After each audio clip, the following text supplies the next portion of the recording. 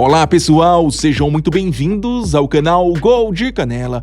Em 2014, a um pouco mais de 150 quilômetros da capital do Rio de Janeiro, um novato time chamado Macaé Esporte Futebol Clube despontou como uma das principais novidades do nosso futebol. Campeão brasileiro da Série C e já estabelecido na elite do Rio de Janeiro, o Alvianil Praiano parecia, naquela época, ser o favorito para ocupar o posto de quinta potência do futebol carioca, posição essa que já havia sido pleiteada por outras equipes alguns anos antes.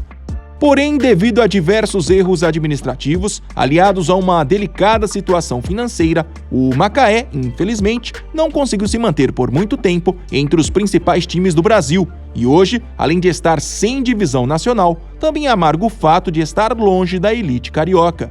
No vídeo de hoje, continuando com a nossa série de vídeos que contam as histórias de clubes marcantes do nosso futebol, o Gol de Canela explica os detalhes por trás do rápido auge e sumiço do Macaé. Confere só!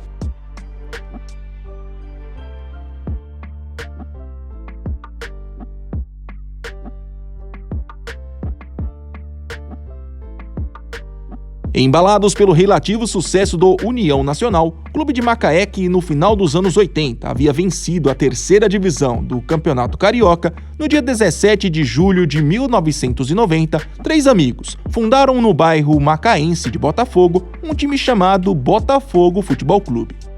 Utilizando basicamente as mesmas cores do Botafogo original, esse Botafogo de Macaé, a princípio, era um projeto voltado apenas ao futebol amador, tanto que já em seus primeiros anos de existência até chegou a ganhar por 2 vezes o principal campeonato da cidade.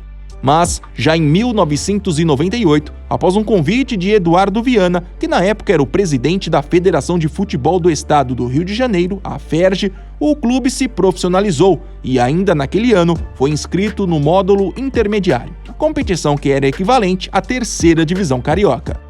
Apesar de ser um novato perante aos outros participantes, o Botafogo de Macaé não se intimidou e, após uma campanha quase impecável, levou para casa o troféu de campeão e, consequentemente, o acesso à segunda divisão estadual. E mais, o time ainda terminou aquela temporada como vice-campeão da Copa Rio do Interior e foi também semifinalista da Copa Rio, sendo eliminado pelo Fluminense.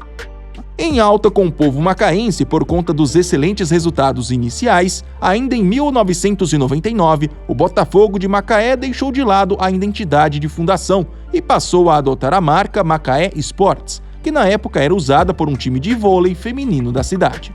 Porém, já no ano seguinte, o clube fez mais uma mudança e virou o Macaé Esporte Futebol Clube, nome no qual carrega até hoje.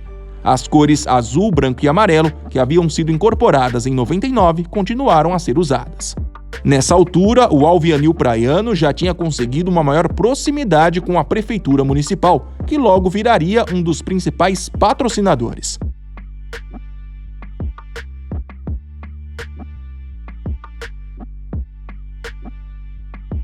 Bom, repaginado, o agora Macaé, ainda no começo dos anos 2000, bateu várias vezes na trave na luta por uma vaga na elite carioca. Em 2002, por exemplo, foi vice-campeão da segunda divisão estadual, mas pelo menos dessa vez foi recompensado pela campanha. No ano seguinte, o Macaé acabou ficando com uma das 11 vagas do Rio de Janeiro na Série C do Campeonato Brasileiro, que na época era a última divisão do país.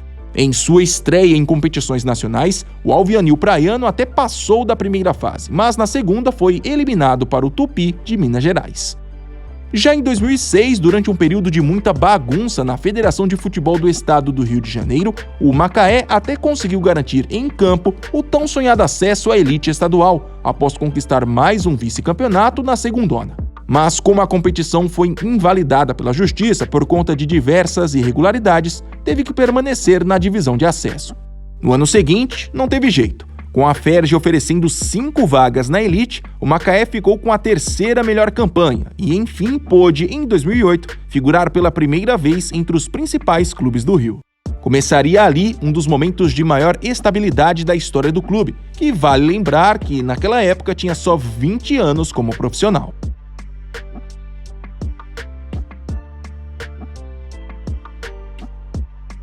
Considerado um grande emergente do futebol do Rio de Janeiro, o Macaé iniciou a temporada de 2008 querendo fazer história. E isso, de certa forma, até aconteceu. Apesar de não ter passado da primeira fase na Taça Guanabara nem na Taça Rio, o 8º lugar na tabela geral garantiu uma manutenção tranquila na elite. Esse resultado, aliás, também rendeu ao time uma vaga na Série C do Campeonato Brasileiro. Na sua segunda participação na história, saiu ainda na primeira fase, em um grupo que tinha Guaratinguetá, Boa Vista e Linhares Futebol Clube do Espírito Santo. Já em 2009, mesmo jogando longe de seu estádio, o Moacirzão, que estava em reforma, o Macaé fez uma de suas melhores campanhas na primeira divisão. Ficou na 5ª posição na tabela geral, atrás apenas dos 4 times considerados grandes, e com isso voltou a ganhar o direito de disputar uma competição nacional. Dessa vez, o Alvianil Praiano ficou com uma vaga na recém-criada Série D do Campeonato Brasileiro. E nessa nova última divisão brasileira, o Macaé fez jus ao status de favorito e terminou protagonizando uma campanha quase impecável. Líder do seu grupo na primeira fase, a equipe passou pelo Paulista de Jundiaí na segunda fase, despachou o Tupi de Minas Gerais 2 vezes, uma na terceira fase e outra nas quartas de finais, e por fim, ao derrotar a Chapecoense na semi, chegou à final da competição. Mesmo perdendo o título para o São Raimundo do Pará, essa campanha rendeu ao Macaé um retorno à 3ª divisão nacional e também serviu de start para o início de uma nova fase em sua história. Cada vez mais estabelecido na elite carioca, entre 2010 e 2013, o Macaé virou uma espécie de pedra no sapato na Série C do Brasileirão. Com exceção da edição de 2011, quando quase voltou para a Série D, nas outras 3 temporadas, o time bateu na trave no acesso, sempre saindo nas quartas de finais. Em 2010, por exemplo, perdeu a vaga para o Criciúma, após ter vencido o primeiro jogo por 3-2. Em 2012, foi eliminado pelo Paysandu, e em 2013 foi a vez de perder o acesso para o Sampaio Corrêa. Todavia, quis o destino que depois de tanto sofrimento, o ano de 2014 fosse para muitos o mais espetacular da trajetória do Alvianil Praiano. Depois de um 7º lugar no Carioca daquele ano, o time enfrentou diversas dificuldades na Série C do Brasileirão, correndo até sérios riscos de cair ainda na primeira fase. Mas, com a chegada do treinador Josué Teixeira, as coisas entraram nos eixos. Após ficar na 4ª posição do Grupo B, apenas 1 ponto à frente do Guaratinguetá, o Macaé derrotou o Fortaleza diante de mais de 60 mil torcedores no Castelão, e assim pôde, enfim, comemorar o acesso para a Série B do Campeonato Brasileiro.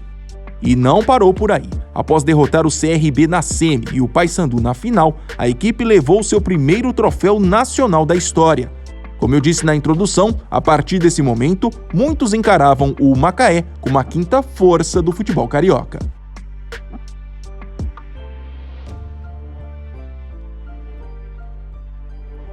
Assim como sempre acontece com pequenos clubes que chegam às principais divisões do Brasil, o Macaé começou aquela temporada de 2015 cercado de incertezas. Afinal, os custos para levar e manter um time em uma 2ª divisão nacional geralmente são muito altos.